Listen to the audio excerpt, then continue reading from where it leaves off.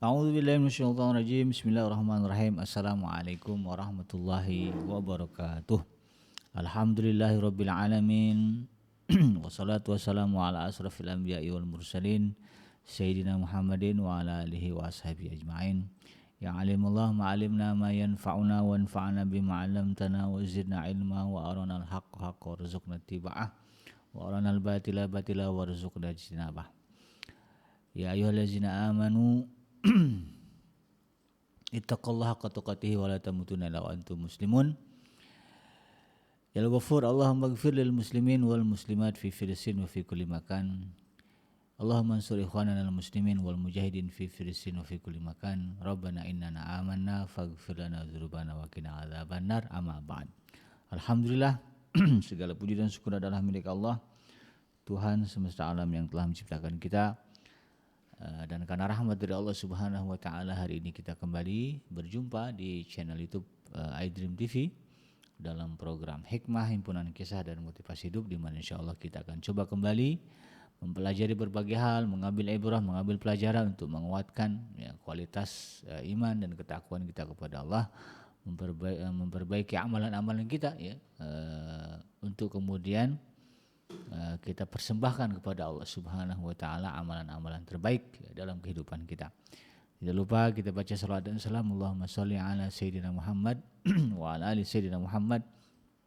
Assalamualaikum ayuhan nabi wa rahmatullahi wabarakatuh. Semoga Allah terima salawat dan salam yang kita baca dan dilimpah curahkan kepada para nabi dan para rasul, wabil khusus ya Rasulullah Muhammad sallallahu alaihi wasallam, dan semoga kita termasuk orang yang akan berbahagia nanti ketika bertemu dengan Allah, kita bertemu dalam keadaan bahagia, dimasukkan ke dalam jannahnya, dijauhkan dari siksa api neraka, dikumpulkan dengan orang-orang yang soleh, dan dipertemukan dengan Rasulullah SAW di tepi sebuah telaga yang sangat indah, di bawah sebuah pohon yang sangat rindang, insyaallah. Amin ya rabbal alamin. Sahabat Adrim yang dirahmati Allah, dimanapun Anda berada, sebagaimana yang saya sebutkan di beberapa episode, bahwa yang namanya akhlak mulia, berakhlak mulia, menunjukkan akhlak mulia, mengedepankan akhlak mulia dalam kehidupan kita adalah bagian dari ibadah yang pahalanya besar. Pahalanya besar. Jadi kita melakukan, menunjukkan kebaikan kepada manusia, kita niatkan karena Allah Subhanahu wa taala, itu adalah bagian dari ibadah besar kita kepada Allah Subhanahu wa taala. Makanya kalau kita lihat di dalam Al-Qur'an banyak sekali ayat yang sebetulnya bagian dari bentuk kita berakhlak kepada orang lain. Jadi kalau berbicara kesalehan, yang banyak ditekankan dalam Al-Qur'an adalah kesalehan sosial. Bagi kita, bagaimana kita betul-betul bisa mendatangkan rahmat bagi orang-orang sekitar kita dengan keberadaan kita. Makanya di dalam hadisnya khairun nas anfa'uhum linnas, sebaik-baik manusia adalah yang memberikan banyak manfaat kepada manusia. Ini kan bicaranya akhlak, karena nggak mungkin orang merasa kita ini bermanfaat kalau kita tidak berakhlak. Jadi manfaat itu lahir dari akhlak mulia kita, dari akhlakul karimah yang kita kedepankan, maka lahirlah kemanfaatan, benefit bagi orang-orang sekitar kita, yang bahasa agamanya adalah rahmatan lil alamin. Dan itulah tujuan kenapa Allah Subhanahu wa taala mengutus Rasulullah sallallahu alaihi wasallam. Wa ma arsalnaka illa rahmatan lil alamin, dan kami tidak mengutusmu Muhammad kecuali menjadi rahmat bagi semesta alam. Maka kemudian puncak dari rahmat Allah Subhanahu wa taala kepada kita umat dengan diutusnya Rasulullah SAW adalah Allah memuji Rasulullah dengan kalimat wa innaka la'ala khuluqin azim. Sesungguhnya engkau Muhammad betul-betul berada pada budi pekerti yang agung. Jadi rahmat yang Allah maksud di situ adalah kemuliaan akhlak Rasulullah SAW, dan itu kemudian mendatangkan manfaat yang besar kepada manusia. Bahkan setelah Rasulullah SAW wafat, manfaat Rasulullah SAW itu sangat besar dan terasa kepada kita hari ini. Al-Quran yang kita baca hari ini adalah perjuangan Rasulullah SAW berdakwah. Bayangkan kalau Rasulullah SAW kemudian tidak punya semangat berdakwah, tentu ya tidak akan sampai Al-Quran itu kepada kita. Dan kalau kita baca sejarah bagaimana perjuangan Rasulullah SAW menyampaikan agama luar biasa. Nah, ini yang kemudian kita harus fahami bersama. Oleh karena itu ya, penting bagi kita untuk memahami apa sih sebetulnya akhlak mulia itu. Nah, pada episode kali ini kita akan bahas ini ya, makna dari akhlak mulia ya, menurut para ulama. Imam Al-Ghazali menuliskan dalam kitab yang terkenal ya, karangan beliau itu kitab Ihya Ulumuddin ya. Yang dimaksud dengan khalq ya, kata akhlak ini dari kata khalqun ya, adalah penampilan luar. Ya, sedangkan akhlak atau khuluq ya adalah penampilan batin. Nah, jadi kalau bicara khalqun, nah itu penampakan luar kita nih. Ya. Inilah khalqun kita, ini kejadian kita ya, hidungnya mungkin mancung ya, kulitnya putih ya, matanya belok gitu ya. Badannya tinggi atau pendek, itu bagian itu namanya khalqun. Tapi kalau akhlak penampilan batin ya. Jadi lebih kepada sikap dan tingkah laku, itulah yang disebut dengan penampilan batin. Hal tersebut kata Imam Al-Ghazali ya, karena memang manusia tersusun dari tubuh yang dapat dilihat oleh indera penglihatan. Kemudian dan dari ruh ya serta jiwa yang dikenali oleh mata batin. Jadi karena memang Allah menjadikan kita dua unsur ya, unsur besar. Yang pertama jasmani, yang kedua rohani. Ya, maka apa yang nampak dari jasmani ini disebut dengan khalqun. Ya, sementara apa yang nampak dari batin kita itu disebut dengan akhlak. Karena itu kemudian Allah Subhanahu wa taala ya,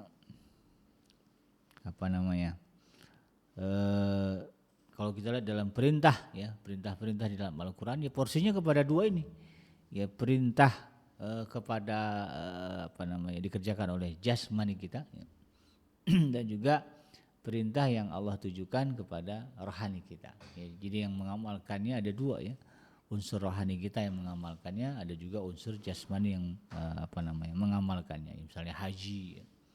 Haji itu kan kita banyak gerak ya, jasmani kita diporsir ya, untuk bisa melaksanakan ibadah haji. Nah, karena itu kemudian ya Allah Subhanahu wa taala ya, tapi ya kalau berbicara mana yang lebih utama antara ruh dan jasad ya ruh ya. Karena dialah yang dulu menerima amanah dari Allah Subhanahu wa taala ketika sebelum adanya jasad. Ya. Jasad ini kan ada di alam dunia ya. Sementara ruh sudah ada sebelum kita ada di alam dunia. Makanya disebut dengan alam ruh ya. Dulu kita kumpul semua di alam ruh, lalu kemudian berbaiat ya untuk menjalankan amanah yang Allah berikan kepada kita. Lalu lahirlah kita ke alam dunia ya. Cuman setelah di alam dunia kembali kepada siapa orang tuanya, bagaimana lingkungannya.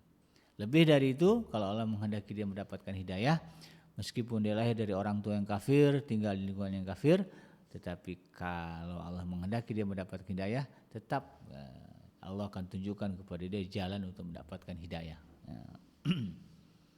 Itu dulu ada ya bukan dulu ya, ada ulama Amerika terkenal ya, siapa itu?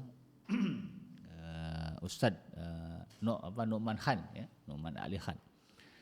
Ya, beliau pernah cerita dalam episode ceramahnya itu sosok yang bernama Robert de Villa kalau nggak salah ya.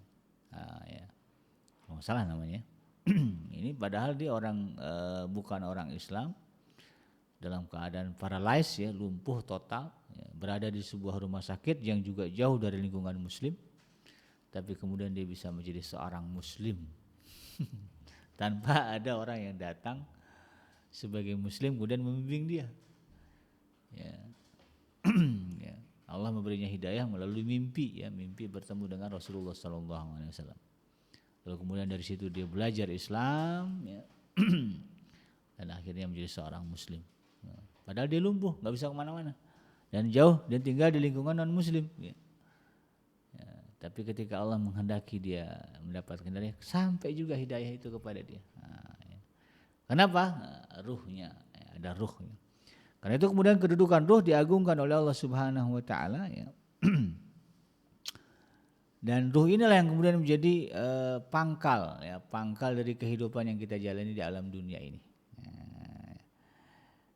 Sebagaimana Allah sebutkan di dalam surah Sad ya, bagaimana Allah Subhanahu wa taala mengagungkan ruh ya, jiwa manusia ya.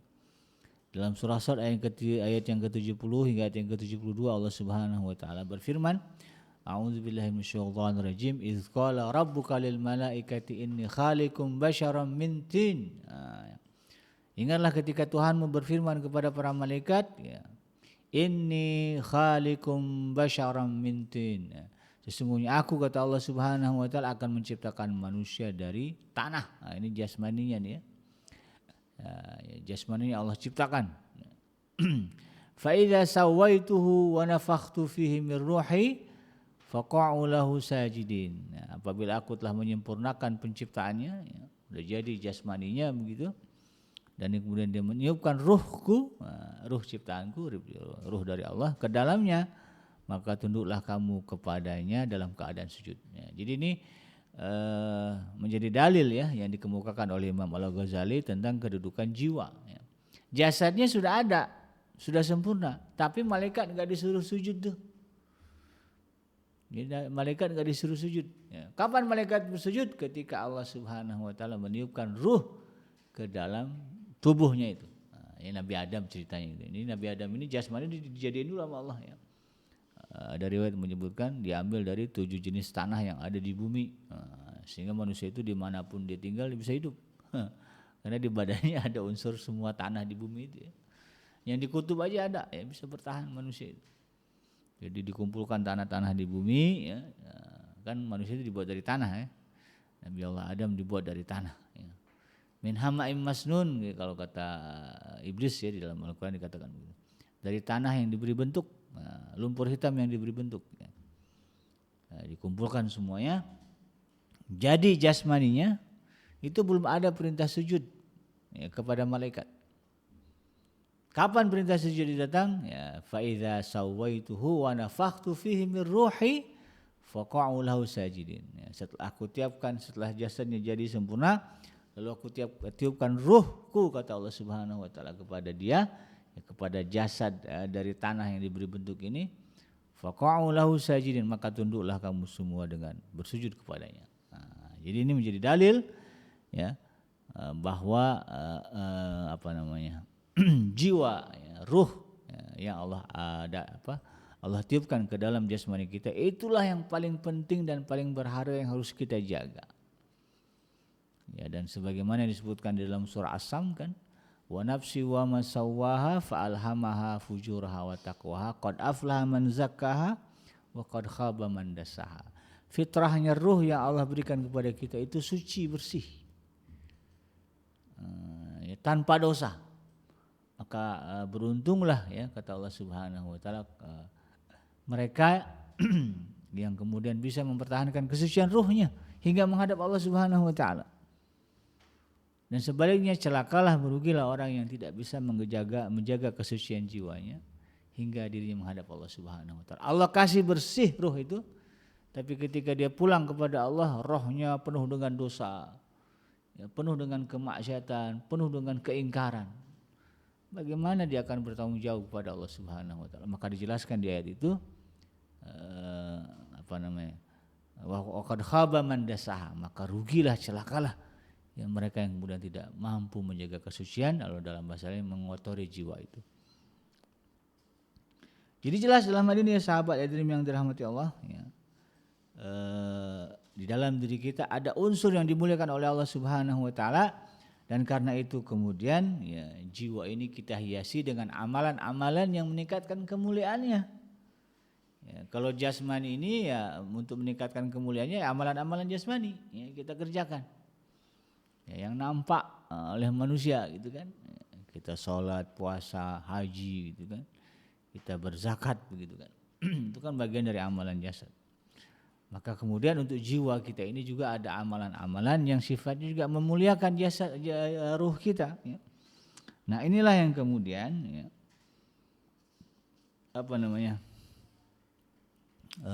segala tingkah laku ya, bentuk-bentuk perbuatan, sikap dan sebagainya, pandangan ya, yang kemudian mengarah ya kepada tegak lurus dengan ajaran Allah Subhanahu wa taala, ini yang dinamakan dengan akhlak mulia ya. Jadi apapun yang keluar ya dari dalam diri kita dengan wujud dengan bentuk sikap ya, sikap, pandangan ya, atau juga mungkin gestur gestur ya. Ya, orang kan gestur itu bisa bikin berantem loh. Ada orang yang berantem gara-gara disenggol. Nah, senggolannya bisa berantem, bisa bunuh-bunuhan. Nah, itu gestur itu bagian dari jiwa kita. Ya. Makanya kemudian disinilah pentingnya kita untuk mengetahui ya bagaimana jiwa kita ini bisa dihiasi dengan perbuatan-perbuatan yang baik. Nah tentu ya sahabat Dream yang dirahmati Allah, sebagaimana penampilan luar yang kita jaga, ini kan fisik kita ini kita jaga nih untuk membersihkan menjaga kebersihannya saja ya, banyak yang kita keluarkan kan, untuk beli sabun mandi, beli sampo, pembersih wajah ya. Kalau perempuan lebih banyak lagi, ada pelembab, ada conditioner kalau sampo itu ya, Masya Allah. Lalu kemudian nanti ada make up lagi ya, sebelum macam-macam betul-betul dijaga ya. Itu kan bagaimana keelokan ya wajahnya, matanya, pipinya, mulutnya dijaga biar wangi, biar sehat, digosok gigi begitu kan. Yang pada dasarnya itu kita ya berupaya untuk menjaga jasmani kita. Maka sebagaimana upaya kita menjaga memperbaiki jasmani kita, demikian juga harusnya kita berupaya semaksimal mungkin untuk kemudian menjaga kebaikan jiwa kita, kebaikan ruh kita ya, yang telah Allah Subhanahu wa taala berikan kepada kita, ya, diamanahkan kepada kita. Nah, ini yang kemudian kita pelajari dalam Al-Qur'an dan disebut sebagai akhlak mulia, sikap-sikap, sifat-sifat, pandangan-pandangan, ya, prinsip-prinsip yang baik-baik yang kemudian harus ada di dalam diri kita. Ya misalnya hikmah ya, kebijaksanaan, atau juga mungkin syaja'ah ya, atau keberanian, atau juga mungkin sifat adil ya, tidak curang. Nah, itu bagian dari bagaimana kalau kita tanamkan, itu kemudian memuliakan atau menjaga penampilan dari jiwa kita. Ketika kita bersikap adil, orang suka. Ya, tidak ada orang yang bersikap adil kemudian dilabeli sebagai penjahat. Enggak ada. Orang yang punya sifat adil pasti dilabeli sebagai orang baik, orang mulia, orang yang disukai. Nah itulah ya yang dijelaskan oleh Imam Al-Ghazali ya. Bahkan kata Imam Al-Ghazali, makna kata bijaksana dalam misalnya kita berbicara akhlak mulia tadi, ada yang namanya hikmah ya, kebijaksanaan atau bijaksana. Ini kata Imam Al-Ghazali adalah satu sifat dalam jiwa yang berfungsi mengenali benar dan salah ya, dalam segala perbuatan yang kita lakukan. Sementara adil misalnya ya, adalah sifat dan kekuatan dalam jiwa yang mengendalikan serta mengarahkan amarah dan nafsu pada lingkup pengetahuan, kearifan ya, dan mengatur cara melepas dan mengekangnya sesuai dengan koridor yang diajarkan dalam syariat agama kita. Nah inilah yang kemudian kita harus pahami ya, bahwa ya salah satu bagian dari akhlak mulia yang sering disebutkan di dalam Al-Qur'an adalah itu tadi ya, bijaksana, kemudian berani, lalu kemudian ada namanya ifah ya, dan juga ada namanya adil. Nah, ini yang kemudian kita coba ya untuk kita terapkan di dalam diri kita, dan ini bagian dari akhlak mulia yang penting ya. Jadi jiwa-jiwa yang berakhlak mulia adalah jiwa-jiwa yang di dalamnya ya, memiliki sifat bijaksana, memiliki sifat syaja'ah, berani, memiliki sifat ifah ya, menjaga, dan juga sifat adil. Adapun hikmah ya, yang merupakan bagian dari akhlak mulia ini ya, Imam Al-Ghazali mengingatkan kita akan sebuah ayat di dalam surah Al-Baqarah ayat yang ke-269 ya, Allah Subhanahu wa taala berfirman, a'udzubillahi minasyaitonirrajim, wa may yu'tal hikmata faqad utiya khairan katsira. Ya. Siapa kata Allah Subhanahu wa taala, ya siapapun kata Allah Subhanahu wa taala yang dianugerahi sifat hikmah. Maka kata Allah, faqad utiya khairan katsira, maka sungguh ya, orang itu telah mendapatkan kebaikan yang banyak. Ya, maka dari sinilah ya pentingnya seorang muslim ya untuk menanamkan sifat hikmah, ya, bijaksana, bijak ya, di dalam diri dia.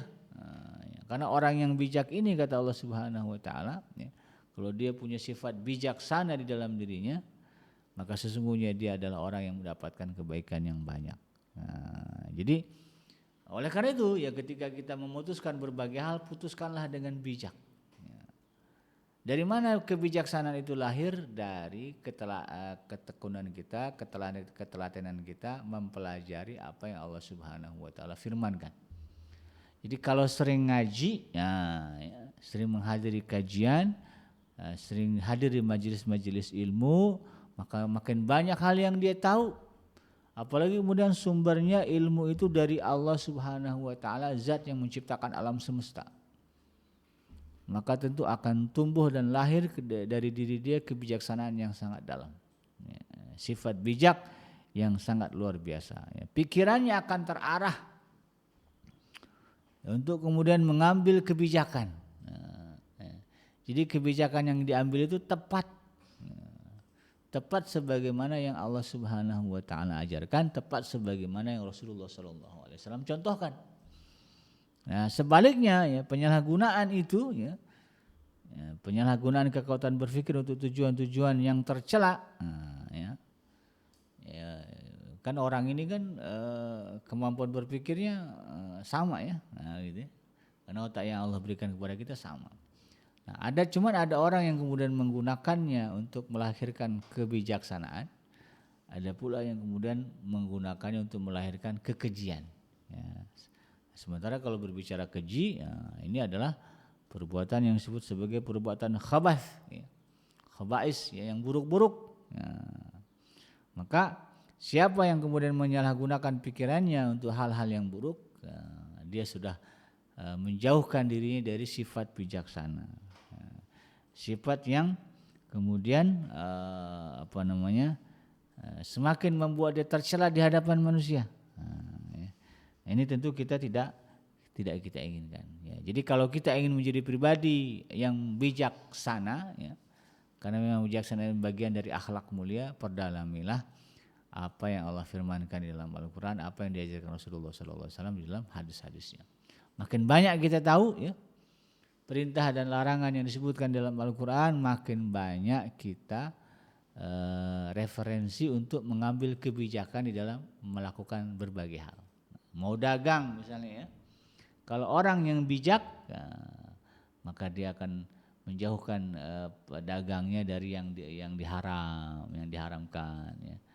Transaksinya juga pakai prinsip-prinsip syariat, ya. Lalu kemudian proses dagangnya juga jauh dari kezaliman, ya kan kadang banyak orang tuh ya,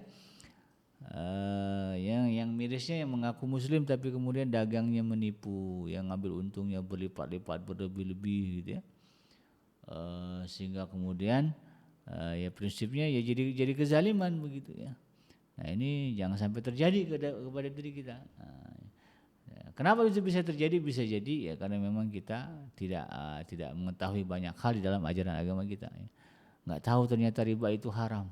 Ya, nggak tahu ternyata menipu itu tidak boleh misalnya ya, di dalam berdagang begitu. Nah ini yang kemudian kita harus coba pahami dalami untuk kemudian kita perbaiki. Kemudian ya salah satu dari akhlak mulia juga adalah sifat syaja'ah ya atau keberanian. Ya, kalau tadi hikmah ya kebijaksanaan. Nah, sifat syaja'ah ini kata Imam Al-Ghazali ya adalah sebuah kekuatan yang besar dalam diri manusia. Ya. Cuman kalau berbicara antara syaja'ah dan keberanian ya dengan hikmah tadi ya, kalau dia satu paket sejalan ya, dia punya sifat syaja'ah keberanian, lalu kemudian dia punya sifat hikmah kebijaksanaan, maka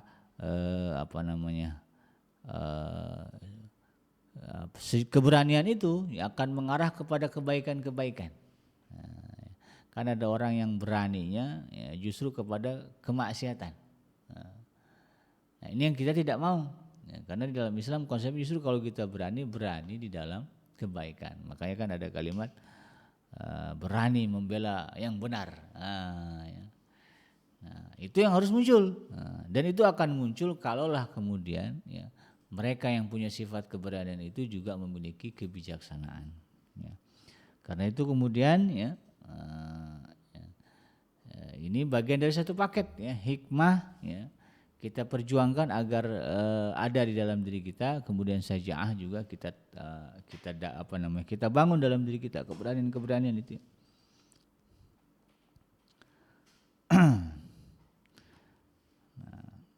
Kemudian yang ketiga sifat adil. Ya, kalau berbicara sifat berani ya, itu bagaimana Rasulullah SAW luar biasa menunjukkan keberanian.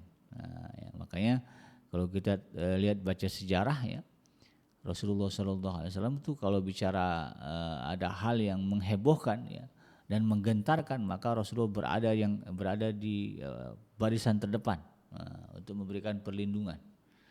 Jadi pernah satu ketika ya di dalam sebuah riwayat ya di kota Madinah terdengar suara menggelegar. Ya. Lalu kemudian itu di waktu subuh. Lalu kemudian orang yang laki-laki itu ya, banyak yang kemudian mencari tahu apa. Ya. Apakah ini membahayakan atau tidak. Ya. Banyak para sahabat yang kemudian keluar rumah ya bergerak menuju ke arah suara, dan ternyata kemudian sebelum mereka sampai ke arah suara itu sudah berpapasan dengan Rasulullah yang sudah pulang. Ya, Rasulullah paling dulu ke tempat itu, lalu kemudian mengatakan tidak berbahaya, tidak ada apa-apa, sudah pulang. Nah, ya. Jadi ini bagaimana Rasulullah SAW ya, betul-betul ya menunjukkan bahwa beliau adalah jiwa beliau memiliki sifat berani. Ya. Ya, kalau di keberanian itu Rasulullah tunjukkan dalam beberapa peperangan yang Rasulullah hadiri. Ya. Kalaulah tidak diminta sahabat, Rasulullah itu paling depan jadi panglima. Tapi kan berbicara ya, strategi perang ya tidak begitu. Ya. Ada banyak peperangan yang kemudian Rasulullah SAW ya tidak menyertainya ya, karena pentingnya ya sosok pemimpin ya agar tetap selamat dan terjaga. Ya biarlah anak buahnya saja yang kemudian turun ke jalan begitu ya untuk membela ya, agama.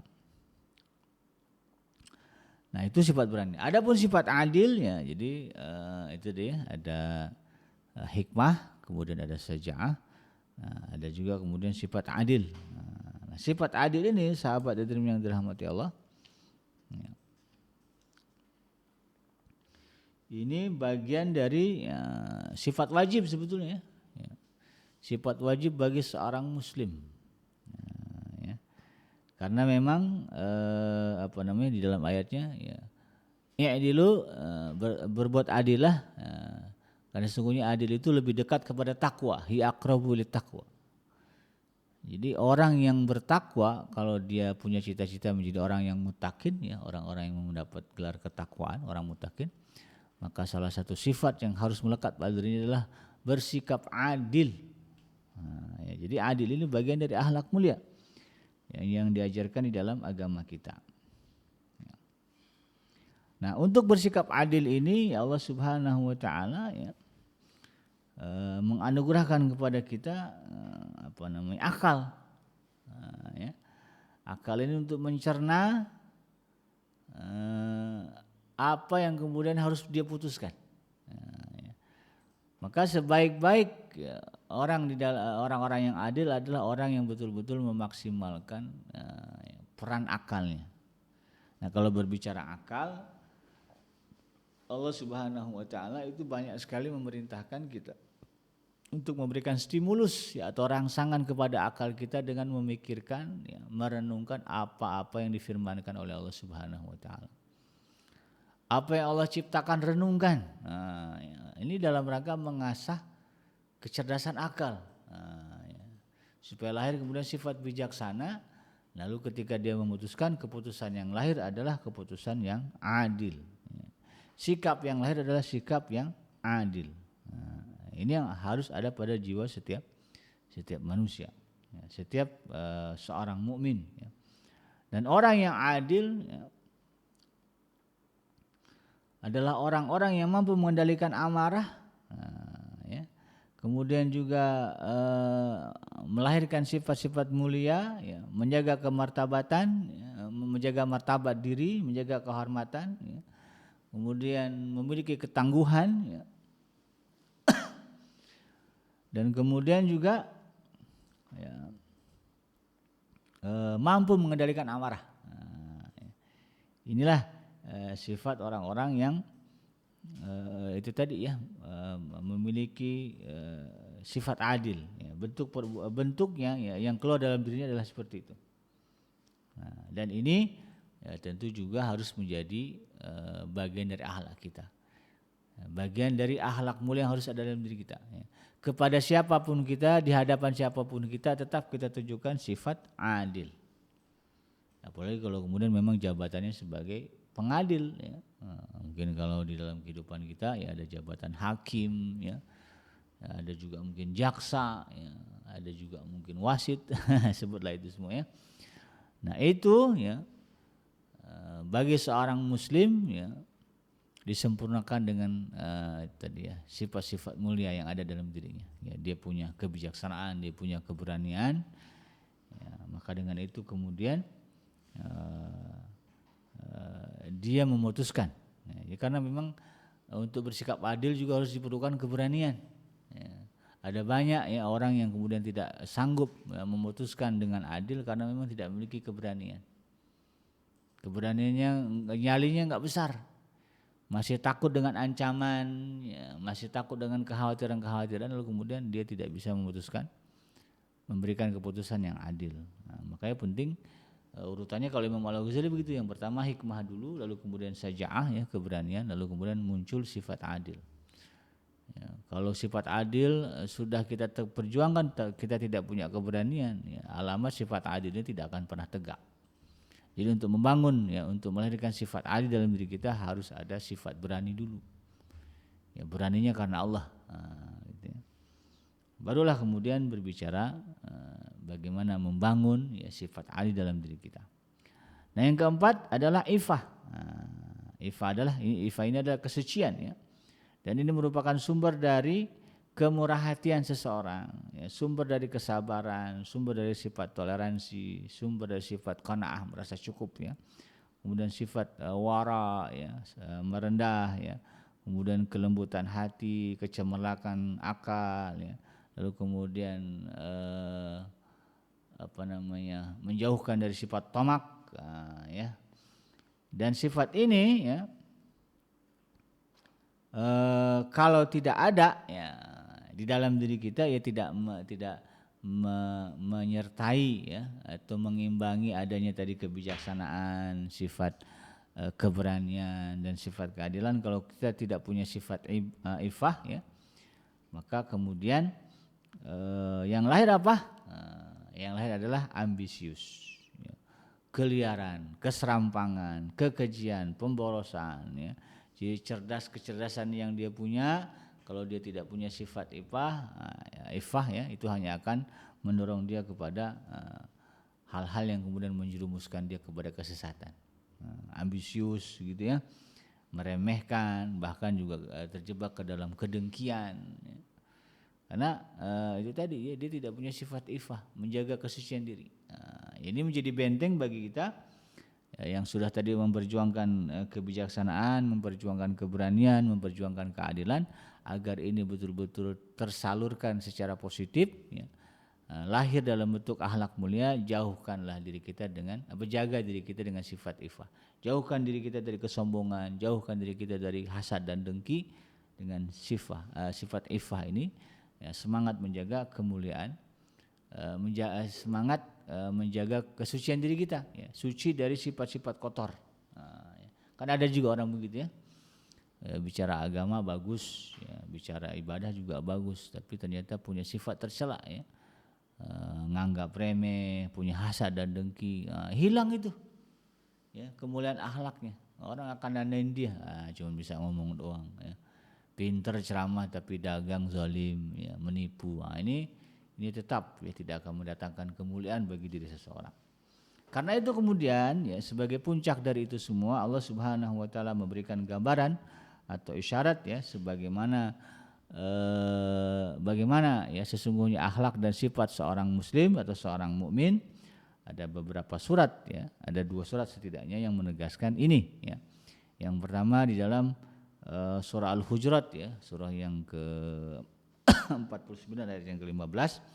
Allah Subhanahu wa taala berfirman, "Innamal mu'minuna alladzina amanu billahi wa rasulihi tsumma lam yartabu wa jahadu bi amwalihim wa anfusihim fi sabilillah ulaika humus shadiqun." Ya.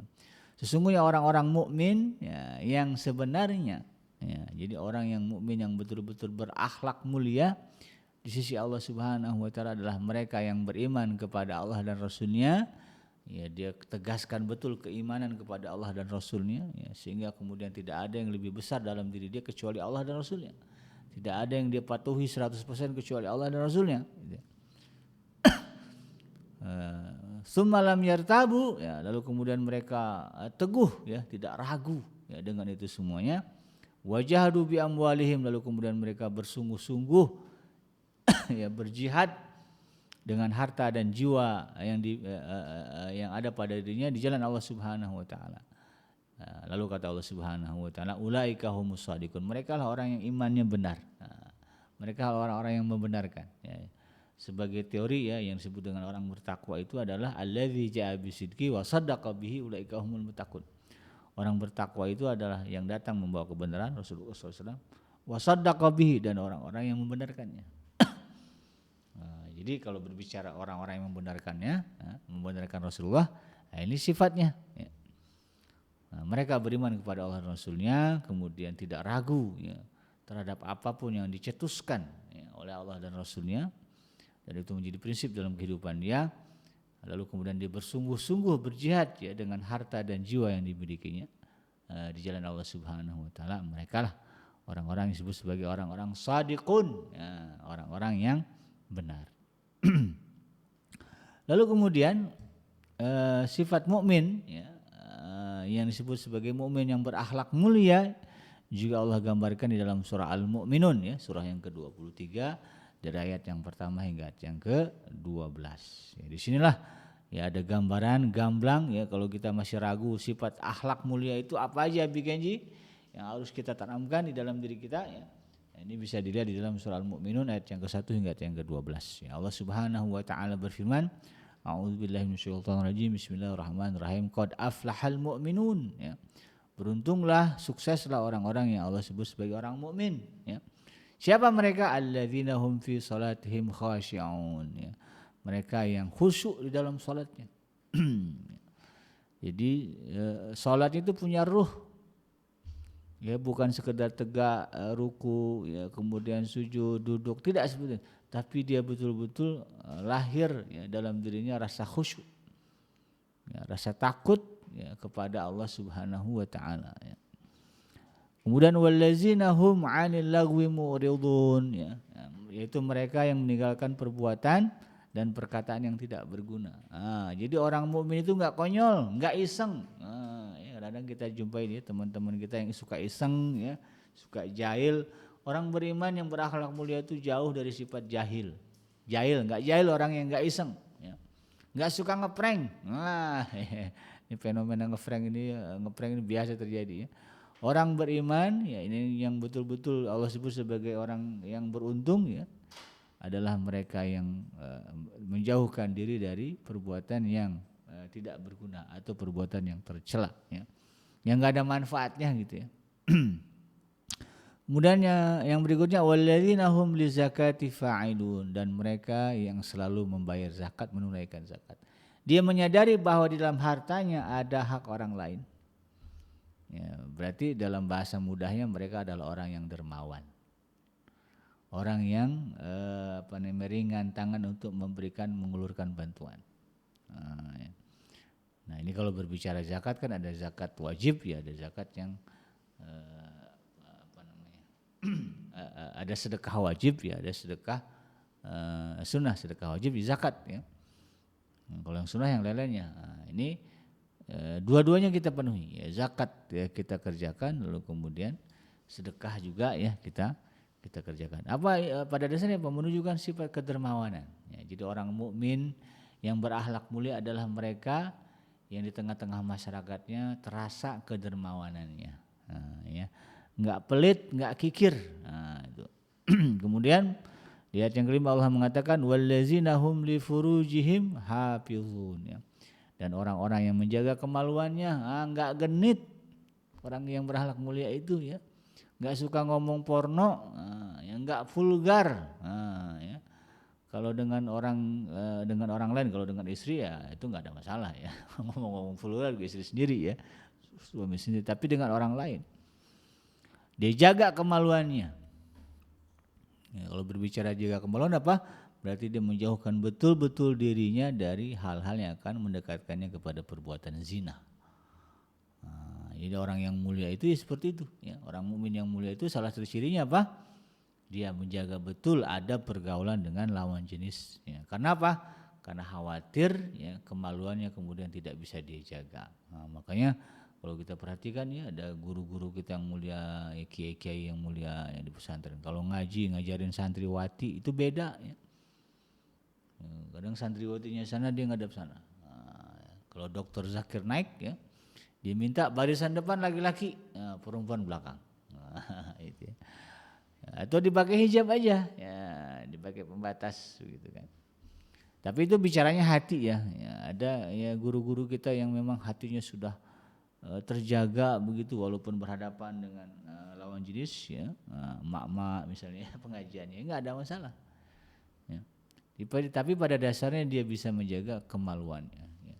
Jadi enggak sembarang, ya, enggak mudah mengumbar syahwat ya, kecuali kepada jalan yang dihalalkan oleh Allah Subhanahu wa taala. Yang keenam, illa ala azwajihim aw ma malakat aymanuhum fa innahum ghairu malumin. Nah, ini tadi itu ya, dijaga kemaluannya kecuali kepada ini ya, kepada istri-istri mereka, hamba-hamba saya, karena itu tidak tercela ya. Jadi bukan berarti sifat vulgar itu enggak boleh ya. Genit itu enggak boleh. Kalau mau genitlah kepada pasangan yang sah, karena itu bagian dari merekatkan hubungan atau keharmonisan rumah tangga. Ya. Kalau bergenit-genitan ya itu dengan pasangan kita. Itu bagian dari bagaimana kita menghangatkan ya hubungan cinta kasih kita dengan pasangan kita. Tapi dengan orang lain yang bukan pasangan sah ya, itu tidak boleh ya, diharamkan. Ya, itu bahkan menjatuhkan derajat kemuliaan kita di hadapan Allah Subhanahu wa taala dan juga di hadapan manusia. Oh, gimana sih Ustadz kok kayak gitu kan, bahasanya sering begitu ya. Nah, jangan sampai terjadi. Di ayat yang ke-7, faman ibtagha wara'a dzalika faulaika humul adun. Siapa yang mencari pelampiasan syahwat ya selain kepada yang disahkan tadi, mereka orang-orang yang melampaui batas. Jadi orang-orang yang berakhlak mulia itu ya adalah mereka yang tahu batas-batas. Ya ini haram, ini halal, ini makruh, dia paham. Dan dia tidak pernah menjerumuskannya ke dalam kehinaan ya. Kemudian di ayat yang ke-8 wallazina hum liamanatihim wa ahdihim raun ya. Dan sesungguhnya beruntung pula orang-orang yang memelihara amanah dan janji mereka. Jadi salah satu sifat kemuliaan seorang mukmin, akhlak mulia seorang mukmin adalah dipegang amanah, dipegang janji ya, dipenuhi semuanya. Apa amanah yang diberikan dia jaga, janji yang sudah keluar dari lisan dia penuhi. Ini sifatnya. Ya, ini menjadi ciri utama dari orang-orang yang mukmin yang beruntung. Oleh karena itu seorang mukmin ya kalau kita ingin jadi orang mukmin yang berakhlak mulia, ya pegang teguhlah ya. Kalau dikasih amanah sama pasangan kita, jaga itu. Ya. Kalau kita diberi amanah oleh orang tua kita, jaga itu. Diberi amanah oleh teman kita, jaga itu. Amanah apa aja ya? Komitmen kebersamaan. Nah, kontrak kerja itu kan bagian dari amanah, penuhi ya. SOP gitu ya, penuhi ya. Dan kemudian juga janji, makanya janji jangan sembarangan ya, kalau nggak bisa dipenuhi jangan janji. Kadang-kadang kita ini segen-segenan kemudian janji, padahal memang di hati kita tidak mau datang. Bang, kapan janji datang ke rumah saya ini ada acara gini-gini. Oh, insyaallah. Nah, insyaallah-nya itu kadang-kadang kita insyaallah enggak. Padahal sebetulnya kalau berbicara insyaallah ya aslinya adalah betul-betul diperjuangkan. Tapi kadang-kadang terbalik ya. Kemudian yang ke-9 Allah Subhanahu wa taala berfirman, wallazina hum ala salatihim yuhafizun, ya. Serta orang-orang yang memelihara salat mereka. Dijaga betul, ya, salat yang telah diperintahkan oleh Allah Subhanahu wa taala. Kalau itu terpenuhi, ya, ulaika humul warisun. Mereka lah orang-orang yang mewarisi, ya, alladzina yarisunal firdaus, ya. Mereka lah orang-orang yang mewarisi surga firdaus. Nah, inilah yang kemudian harus menjadi bagian dari sifat-sifat kita, ya, di dalam keseharian kita yang tampil dari dalam diri kita. Demikian sahabat Adrim yang dirahmati Allah dimanapun Anda berada, ya, mudah-mudahan bermanfaat. Yang benar datangnya dari Allah Subhanahu wa taala, dan yang salah semata-mata lahir dari kealfaan dan kehilapan saya pribadi. Saya bikin pamit undur. Subhanaka Allahumma rabbana wa bihamdika asyhadu an la ilaha illa anta astaghfiruka wa atubu ilaik. Walhamdulillahirabbil alamin. Assalamualaikum warahmatullahi wabarakatuh.